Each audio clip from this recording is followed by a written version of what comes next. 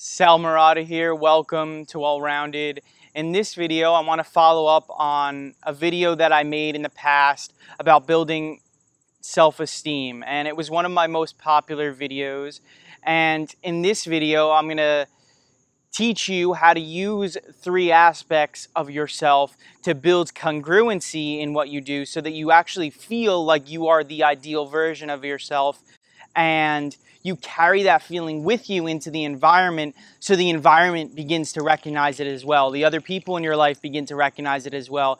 And you eventually, it takes practice, don't get me wrong. I mean, I haven't even mastered this yet, but I'm conscious of it every day, and that's one of the most important factors. And when you become conscious of it every single day, well, it tends to have lasting effects regardless. And the longer you practice it, the greater foundation you have to feel like you are the person, or you are your ideal self. And those 3 aspects of yourself are your ideals, the person that you want to be, the person that you are acting as. And as I discussed in my last video, if you are acting differently than the person that you want to be, that's kind of like a pillar out of alignment, right? And there's no stability there. There's no foundation. There's nothing to hold up any positive feelings, any structure.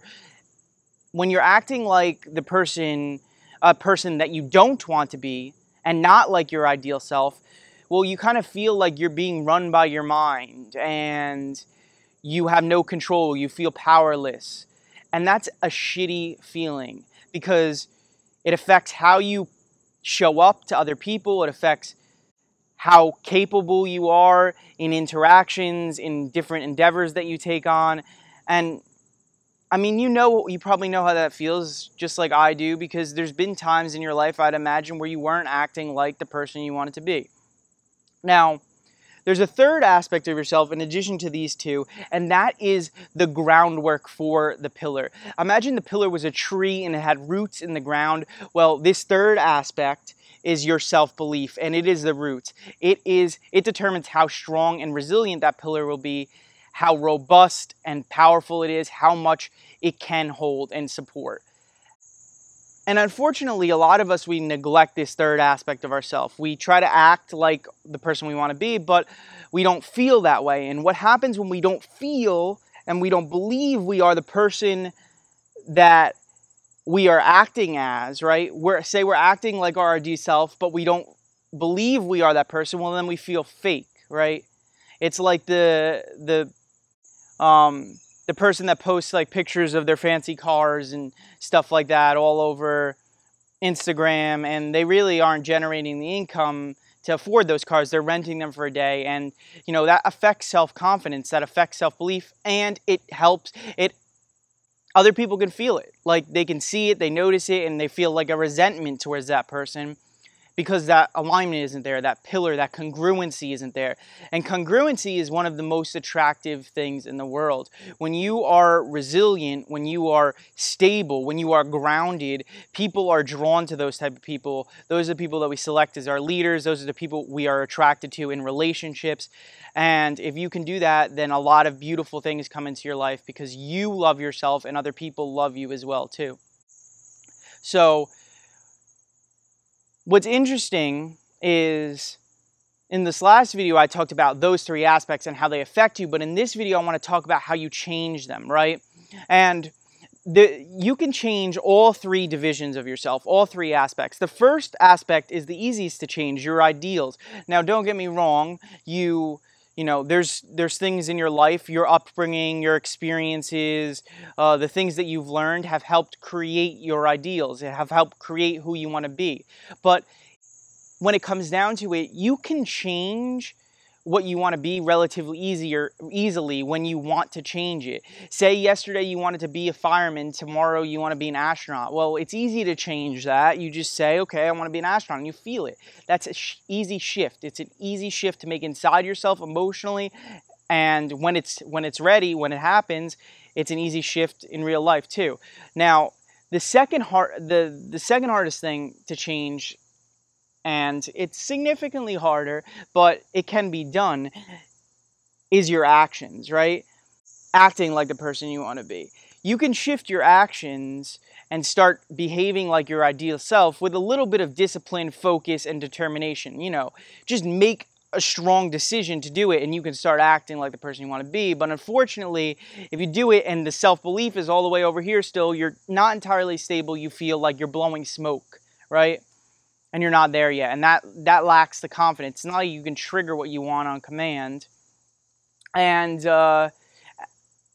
you don't want to do that without the foundation. You want the roots, right? So how do you shift the third aspect of yourself? Well, the self-belief, that's the hardest aspect to shift over underneath into the foundation of that pillar. But it can be done. And it's all a matter of awareness and repetition. Because the things that you do in your life, or the beliefs that you hold about yourself, are a result of the experiences and patterns that have been set in place in your past. Things that have happened to you, repeated thoughts that you've thought over and over again. As Ralph Waldo Emerson said, as we become what we think all day long, right? And it's true, but it goes beyond the days, it goes over the years, and the actions that we take tell us who we are too. Even the physical actions that we take, whether we lift weights or whether we exercise, it determines whether or not we feel like we're a fit person or a healthy person. All of these things, these patterns that we have, determine our self-beliefs. So to change your self-beliefs, well, first, it starts with repetition, because through repetition, you build and set in place new patterns. Now, the way you have a full grasp on what you want and make sure that you are constantly repeating the things that you want to repeat is through awareness. And that is by far the most powerful tool that you have, because awareness is your ability to recognize the moment you are not acting like the person you want to be, you're not acting in alignment with your ideal self, and then taking the time to think and say, oh shit, and readjust, right? And so the more you readjust, the more you become aware, readjust, and repeat, the more that self-belief will slowly start to shift over underneath you. Because if you are constantly noticing that even, not just the actions you take aren't like your ideal self, but the thoughts that you're thinking, say you start doubting yourself and you recognize, oh, would my ideal self think that way? And then you change it. Well, then all of a sudden, you're starting to think the way you want to be all the time. You're starting to act the way you want to be all the time. And how could you not believe you are that person when you're doing that repetitively? Our repetition, the repeated things that we think, determine how we see ourselves and how other people see us as well. Eventually, you will begin to feel that shift. And not only will you feel it, but because you're being steadfast, you're being repetitive and focused, the environment will begin to feel it too. And the environment will begin to change around you instead of you changing for the environment. Because there's a lot of people in your life that are going to be skeptical of what you're capable of. There's going to be people that doubt you or tell you that you are a certain way and you don't want to be that way. Well, your ability to continually act like that person, think like that person, and show up like that person is going to change their beliefs. It is going to shift the environment. It's going to shift how people perceive you. It's going to shift what opportunities present themselves to you. And it has just a huge ripple effect on everything in your life. When your environment and your results begin to change, that's when your self-belief will really solidify. That's when the roots will dig themselves deep into the ground. Now, picture it this way. Imagine you were living your whole life in a dystopia, right? A dystopian society where everybody laughed at all your jokes. They told you were the most charismatic person in the room. Everything you ever said was right. And you were just on top of the world. Well, wouldn't you believe that you are that person, that you are the most charismatic person in the room, that you are the funniest and always right in everything that you ever say? Well, of course you would, because the environment never suggested anything otherwise. unfortunately, we live in an environment, in a world, and that gives us negative feedback. We live in a negative stimuli, a negative feedback society, because let's face it, we all have conflicting interests, and sometimes there's battles for certain things, and we're constantly trying to build ourselves up, but we build ourselves up from within. And the craziest thing is, the negative feedback will always be there, but it doesn't have to be a catalyst for a negative pattern. And that is where your power comes into play. Your ability to be aware. You are the filtration system, and it is a powerful filtration system. Your awareness is a filtration system. And the more you become aware of what other people are saying and how it's, more importantly, not what they're saying, but how it is affecting you, then the more you can change the effect that it has. Because let's face it, no one can change you. No one else in the world can change you. You have to change yourself. You have to take something that someone else gives you, think your own thoughts, make your own pattern out of it, and then it affects your life. And so if someone tells you you're ugly, well, then all of a sudden you start thinking to yourself about how unattractive you are all the time.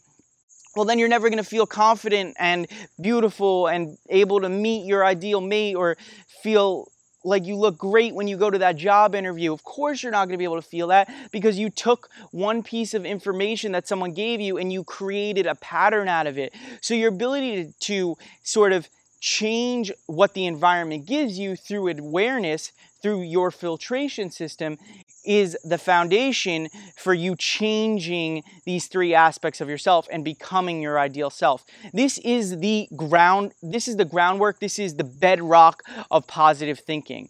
But it is a little bit more nuanced than that in this video, because it's about picturing what, or not even picturing, noticing what effects things are having on you and choosing to redirect and readjust.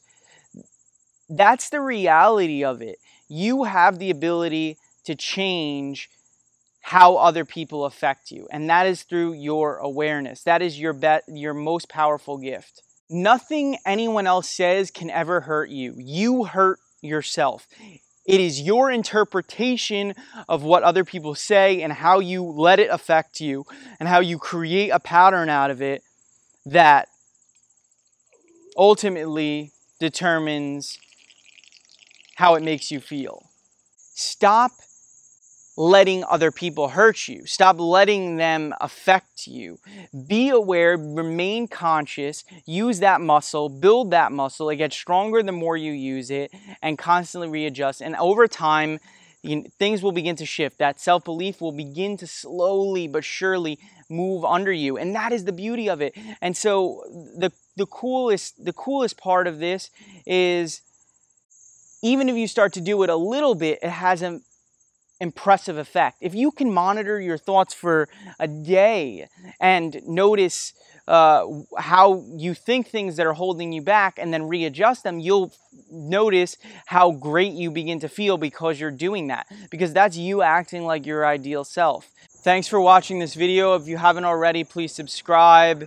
I'd love to see you in the next video, and comment down below on any experiences that you've had where you noticed certain patterns in your life that came up, and how you noticed that that pattern was holding you back or moving you forward, and you either chose to continue it or you chose not to. I'd love to keep the conversation going.